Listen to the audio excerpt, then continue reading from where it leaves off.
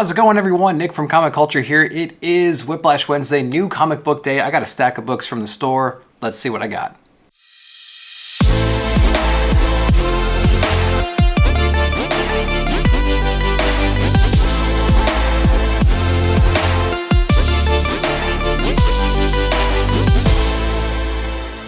Welcome back, everyone. So it is new comic book day. Books provided by Cadets, Toys, and Comics. Links will be down below in the description. If you're local, you want to set up a poll list, I'll have a video for that as well, linked up in the top.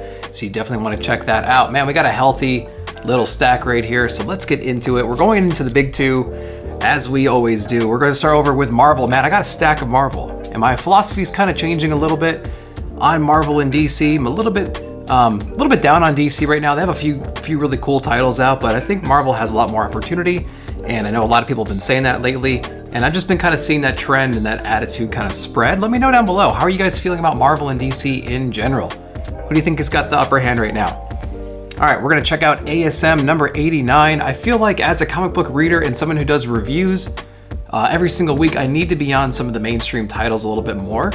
And so ASM is obviously a well-known character. It's been around forever. You know, it's got a continuous story going on.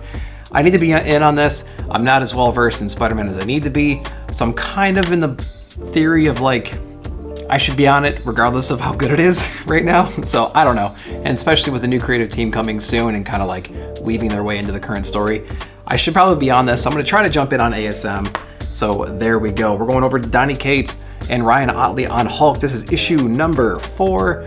I've been digging the run so far. We're hearing big things are on their way. And so I've been digging it. Gonna continue with the Hulk.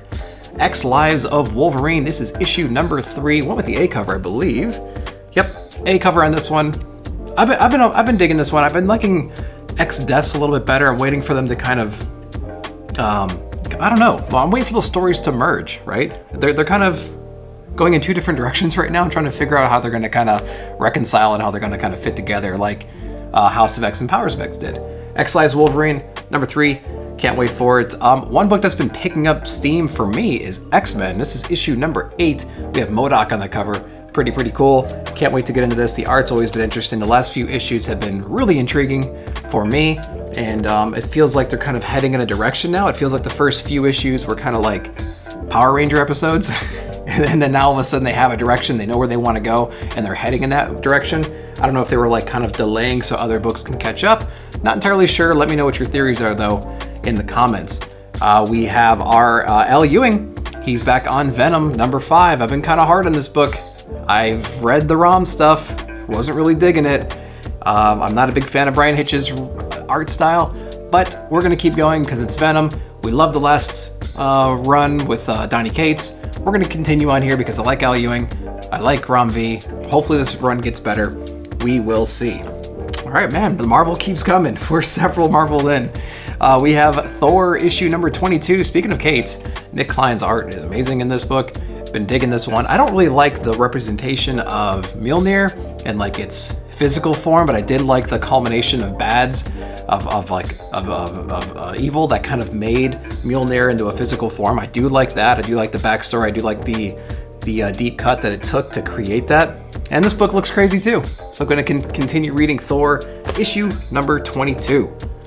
All right, we have a new number 1, Iron Fist. Haven't really read Iron Fist in the past. We're going to see what's going on here. Danny Rand, where is he? Who knows? We're going to figure it out here. We have a new one. Maybe I just picked this one up for the spec. Maybe if I have time, I'll actually get to it and read this one here. But we got a healthy stack of books, and I'm kind of prioritizing my reads right now. This one's not really high on the priority, but I'll try to get to it, let you guys know what I thought about it on Friday at Nick at Night. All right, that's it for Marvel. Holy cow, 1, 2, 3, 4, 5. We had like 6 or 7 Marvel books, which is like a record, I think. We're going to DC, only 2 DC books. And I think they're killer books. So we have Batman The Knighted, issue number 2. Again, we're kind of revisiting Bruce Wayne when he was super young. And so is that interesting? I don't know. Have they run out of ideas for the current Batman, the current, like, in present day Batman? I think they have. So now they're dipping into his past when he was still kind of learning things. Good news is Chip Zdarsky's on it, and the art's really good. So it's a compelling story. It's just revisiting a character we already know so much about. And is it needed? The answer is no. We don't need any kind of story, but it's keeping us on Batman. It's just another Batman book. Supergirl, Woman of Tomorrow, issue number 8. I cannot wait to read this book. One of my favorite reads of the past year, for sure. And I'm not even going to turn a page. I usually kind of like glance through it when I'm doing this video. Not even going to do it. Not even going to spoil it for myself. I can't tell you how unbelievably excited I am to read that issue, though. I'm probably going to save it to the end. All right, that's it for DC. We only had 2 DC books. We're going to go over to some indies. We're going to do Image last because we have one IWA book, and that's Kanto, Volume 3, Lionhearted, issue number 6. I think this is the final issue of Volume 3. There will be a Volume 4. Don't know how many issues it's going to be. It's probably going to be 6. And that will be the conclusion of the Kanto story. So if you've been digging Kanto, you're going to have this conclusion. You're going to have a whole nother arc, and then that'll be it. So Kanto fans, rejoice. If you haven't been liking it, now's your time to jump off. Get this issue, and you'll be good to go.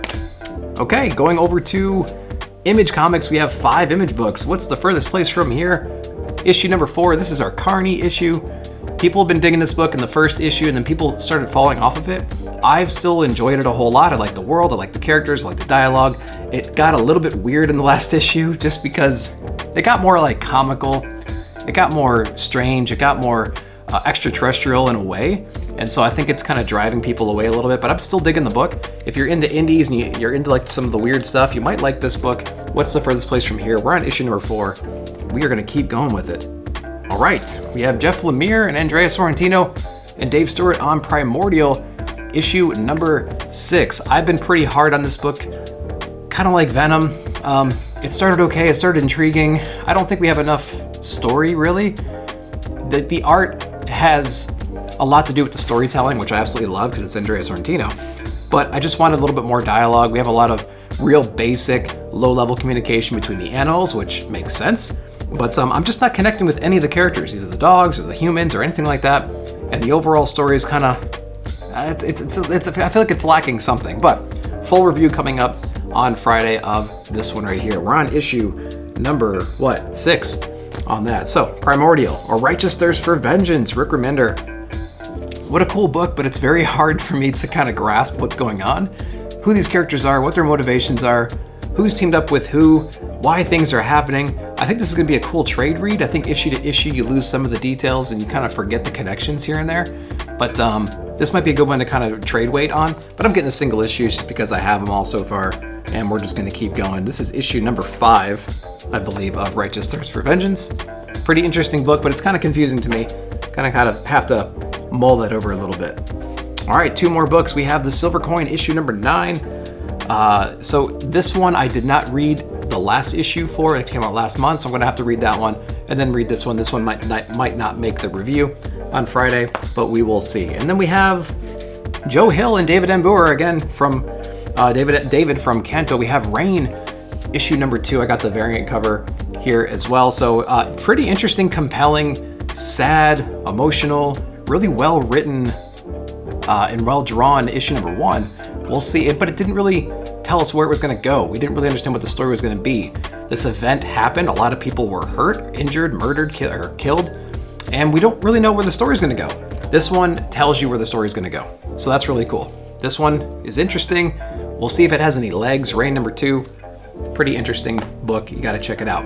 But that's what I picked up. What did you guys pick up this week? Let me know down below. What are you looking forward to reading the most as well? Again, thanks to Cadets for providing these books. Links will be down below in the description. Whiplash Wednesday, guys are down below in the description as well. Check them out. Content all day and all week. Like, subscribe, share, hit that bell notification for future videos. We'll see you in the comments.